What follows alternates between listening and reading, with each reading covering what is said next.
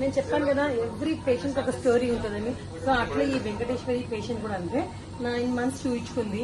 ఆమె scan report లో మాయ ఏమో చాలా 3 centimeters దూరంలో ఉందని ఇచ్చారు మాకు బయట స్కాన్ లో. మేము ఆపరేట్ చేసాం.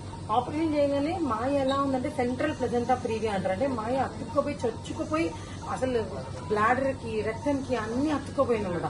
ఆపరేషన్ థియేటర్ యూట్రస్ క్లోయింగ్గానే గష్ ఆఫ్ బ్లడ్ ఇట్లా. మేము బ్లీడింగ్ సూచర్ వేసాం, యూట్రస్ కి సూచర్, అడేషన్ సూచర్ వేసాం. ఎన్ని చేసినా గానీ పేషెంట్ కి బ్లీడింగ్ ఆగలేదు.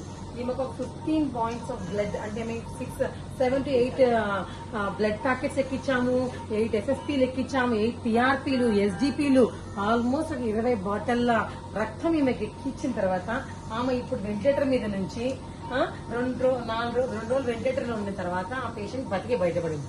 సో ఎవ్రీ టైం మాకు ఎంత అంటే లైక్ మేము నార్మల్ కేసు ఆపరేషన్ థియేటర్ తీసుకుపోయాక లోపల అలాంటివి కనిపిస్తే మనం పేషెంట్స్ ని ఎలా సర్వే చేయగలుగుతాం? ఇంత మంచి సెటప్ ఉంటే తప్ప మనం సర్వే చేయలేదు. ఆ పేషెంట్ వచ్చినప్పుడు చూడండి ఎన్ని సిరెంజ్ పంపుల మీద ఉన్నామా, ఇదొక సిరెంజ్ పంప్, ఇదొక సిరెంజ్ పంప్, ఇదొక ఇన్ఫ్యూషన్ పంప్, అక్కడ పక్కన వెంటిలేటర్, అన్నిటి మీద ఉండి ఇంతమంది డాక్టర్స్, స్టాఫ్ వీళ్ళందరూ ఉండబట్టే పేషెంట్ బతికింది. లేకపోతే నేను ఒకదాన్ని డాక్టర్ ఉంటే ఎలా బతుకుతుంది?